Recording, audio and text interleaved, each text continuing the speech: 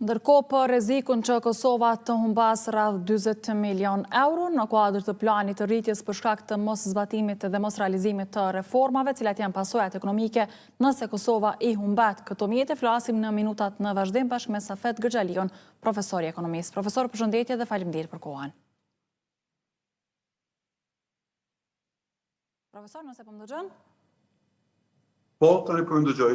Atëherë përshëndetje dhe faleminderit për kohën. Siç dihet, Komisioni Evropian pra është ende duke shqyrtuar raportin e Kosovës sa i përket zbatimit të reformave dhe sipas jush sa është real rreziku që Kosova të humbas 40 milion euro në kuadër të planit të rritjes.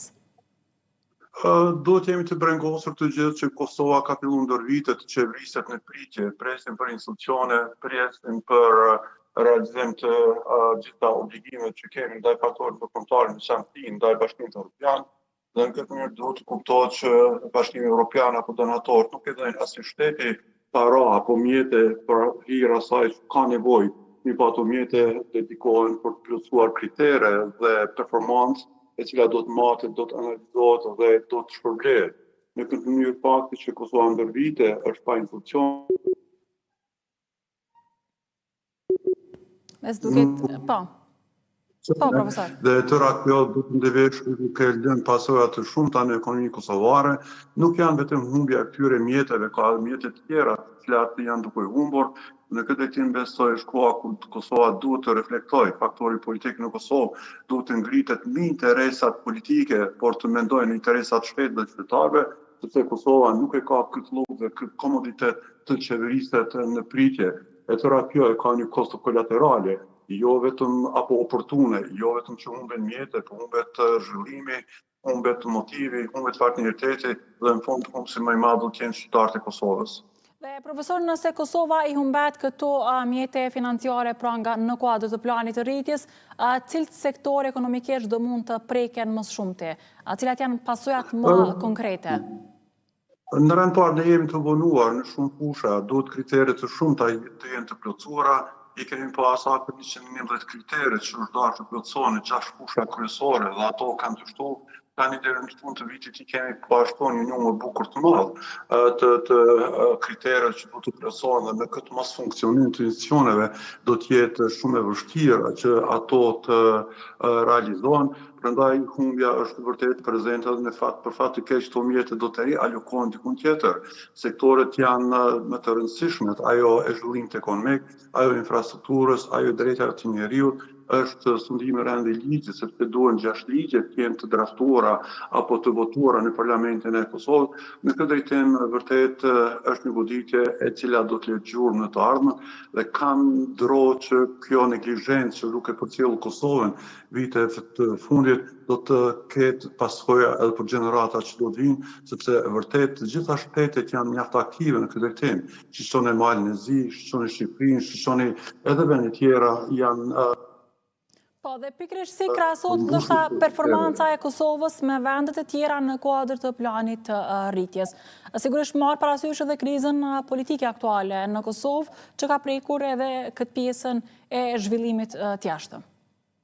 E keni pa një pyetje mjaft interesante, ku do të kuptohet që faktori për mos funksionimin apo mos krijimin e institucioneve nuk e ka faktorin ndërkombëtar dhe Brukseli, është faj tek ne dhe tek mungesa e një gatishmërie tek politikanët kosovarë që ta kuptojnë fjalën sakrifizë dhe kompromis në interes të shtetit. Derisa do të luftohet në këtë mënyrë mes partive politike, nuk do të ketë dialog të mirëfillt, do të ketë një çështje gjithëpërfshirëse, do të jeni pa institucione, besoj që nuk është morale të thuhet që për detyrat e mos kryera në Prishtinë fajtorësh faktorin ndërkombëtar në veçantë Brukseli, sepse do të duhen kritere të plotësohen dhe gjithmonë ka performancë madhe për realizimin dhe efektet e këtyre projekteve, ato janë duke munguar dhe definitivisht duhet të pranohet e vërteta që fajtori në këtë drejtim apo në këtë neglizhencë drejt absorbimit të këtyre mjeteve janë institucionet kosovare.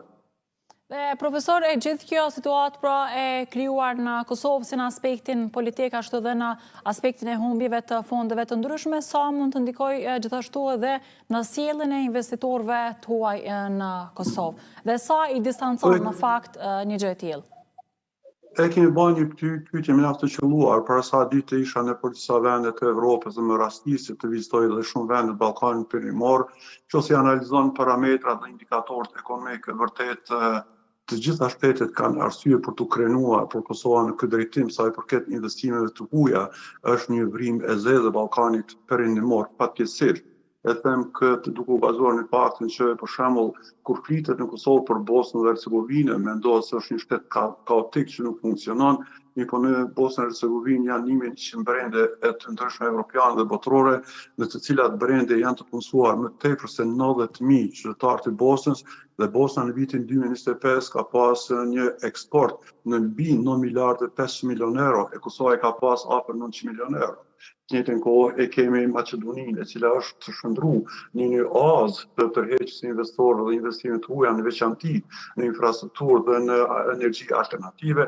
Nuk dua të flas për shtete tjera, por definitivisht Kosova me këtë që është duke performuar në aspektin politik, me këtë inercion të zbehur të diplomacisë ekonomike dhe politike, vërtet lën për të dyshiruar. Një punë sot do të isha personi më i lumtur që për hir të juaj dhe për hir të shikuesit juaj ti numëroj 5 investorë të huaj që kanë ardhur në Kosovë vitet të fundit, por ata nuk gjenden.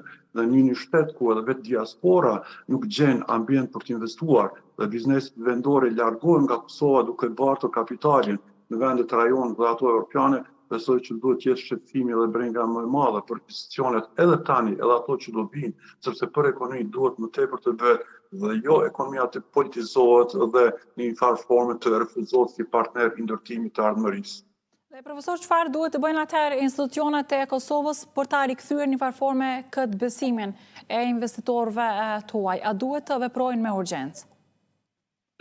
Jemi të vonuar në shumë fusha, si duket politikanët në Kosovë nuk i kuptojnë termin do thotë cost opportune, ku do thotë përveç që humb në dimension kohor, humb mundësi, fondet nuk vijnë, investorët largohen, shtetet tjera janë më agresive. Prandaj para që duhet të bëhet është koha kur duhet Kosova të ketë stabilitet politik, të ketë institucione funksionale, të ketë diplomaci aktive, po mbi të gjitha të ketë një dialog intern në nivelin më të dëshiruar demokratik. Jo vetëm mes nivelit qendror dhe lokal, jo vetëm mes sektorit privat dhe institucione, po edhe në aspektin e aktorëve social.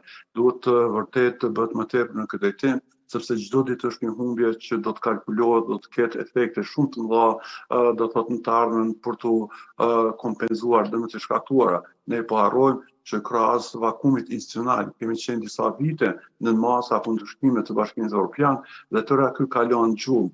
Për shembull, sot e kemi një inflacion shqetësues, ngritja e çmimeve është alarmante dhe bota nuk është ajo më që ka qenë më parë. Prandaj është koha për veprim dhe jo vetëm për kalkulim politik në interes të pushtetit dhe të pozitave institucionale.